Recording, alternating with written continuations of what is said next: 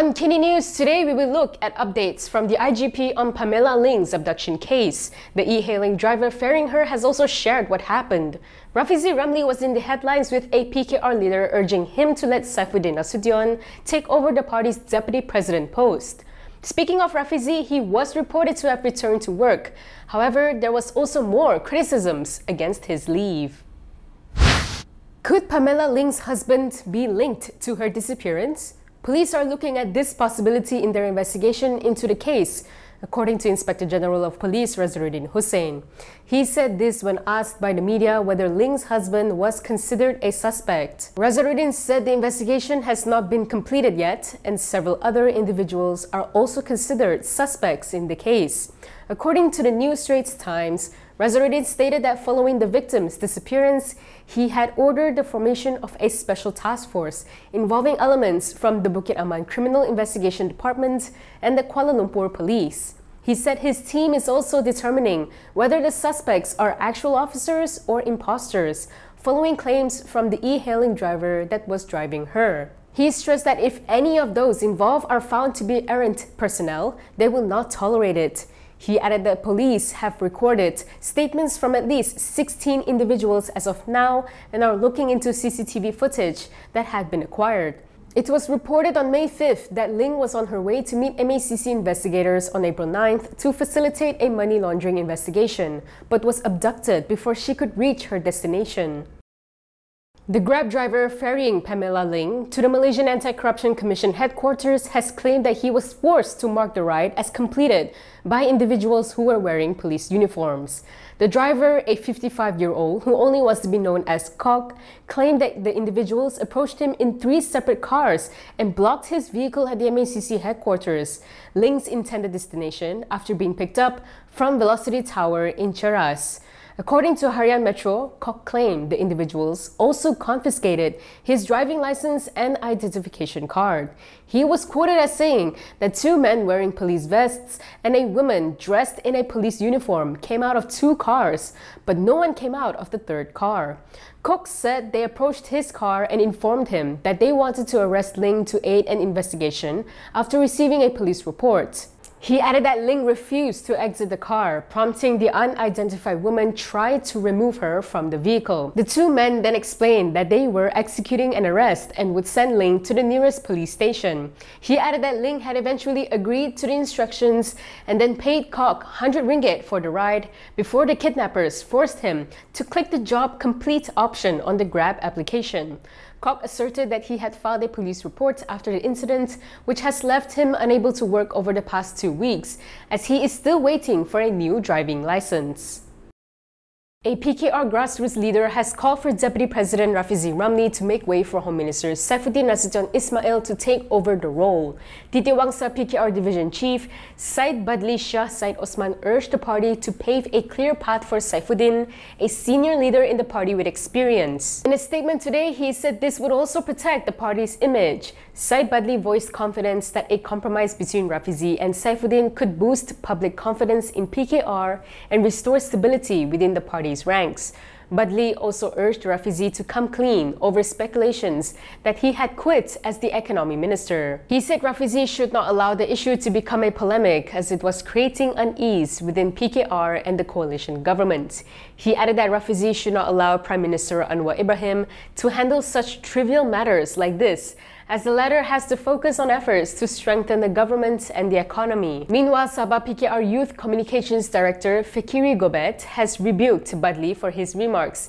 He pointed out that Anwar himself had called for Rafizi to be given an easy path to defend his post, meaning that he doesn't want Saifuddin to contest the post. However, he said this is not welcomed by disruptors who want to turn the party polls into a civil war. Yesterday, Saifuddin, who is also Pakatan Harapan's Secretary General, said he will be making an official announcement within a reasonable time on his future in PKR. Economy Minister Rafizi Ramli has officially resumed his duty as of today, sources told Malaysiakini. However, it remains unclear whether he will break his silence on the reasons behind his recent leave of absence, which has sparked speculation. Questions had been raised on whether the leave was linked to dissatisfaction with the outcome of the recently concluded PKR divisional polls. This is as his leave came amid the PKR polls results that saw several of his key allies getting routed. On April 30th, a minister speaking on condition of anonymity said Rafizi was on leave amid rumors about the PKR deputy president's resignation from his government post. The minister said Anwar informed the then cabinet meeting that Rafizi is on leave for a few days. They also denied claims that he had resigned, saying that the rumors are entirely false. Rafizi's leave had led to criticism from the opposition, including from past information chief Ahmad Fadli Shari, who said that we are in a situation where we're readying ourselves to enter an economic war, and a minister who holds quite an important portfolio was suddenly allowed to go on leave. Economy Minister Rafizi Ramli is once again under fire for his leave of absence, this time from within the unity government itself. UMNO Supreme Council member Puat Zarkashi took to Facebook today to call on the PKR Deputy President to give an explanation on why he went on leave.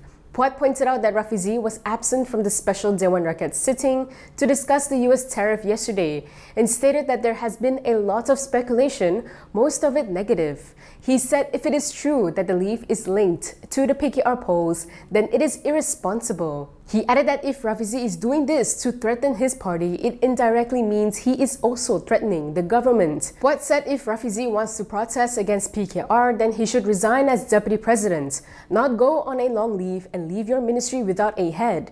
He stressed that Rafizi was in charge of an important ministry and said that it should come first and the party second. Puat's rebuke comes amid growing public speculation over Rafizi's break, with critics questioning whether it was related to the internal PKR polls. This is as his leave came amid discontent within PKR following divisional election results that saw several of his key allies getting routed. Prime Minister Anwar Ibrahim has previously downplayed the matter, saying it was just a few days off and it's not an issue at all. Before we move on, in conjunction with the World Press Freedom Day, from now to 6 May, you can subscribe or renew with 25% off our one-year package. Click the link in the description below or scan the QR code on your screen to enjoy this exclusive offer. A prominent Indian media outlet has taken a swipe at Prime Minister Anwar Ibrahim over his recent remarks on the tensions between India and Pakistan. In a video, First Post lambasted both Malaysia and Iran for offering to mediate, claiming neither country could be seen as neutral or credible peace brokers. Journalist Palki Sharma highlighted how Anwar had previously said that he understands Pakistan's difficulties and questioned how absurd it was since the terror attack happened in India. She said both countries are not neutral mediators as they have taken Pakistan's side quite frequently. Sharma also stressed that India does not require mediation, reiterating New Delhi's long-standing stance that Kashmir is a bilateral issue, one to be resolved exclusively between India and Pakistan. In a post on social media yesterday, Anwar said Malaysia remain open to contributing constructively should the situation call for it. He said that Malaysia's close ties with both Pakistan and India places it in a position to support efforts towards regional peace and stability. Tensions between India and Pakistan have sharply deteriorated following the April 22nd terror attack, which claimed 26 lives. Next, let's take a look at some of the other headlines from today.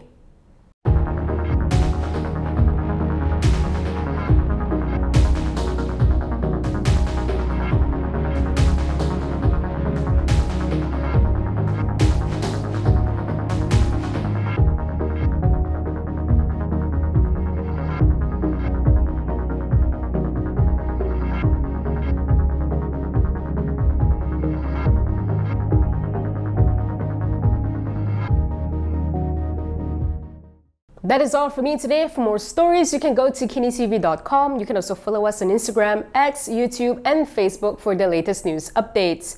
I'm Camelia. Thanks for watching.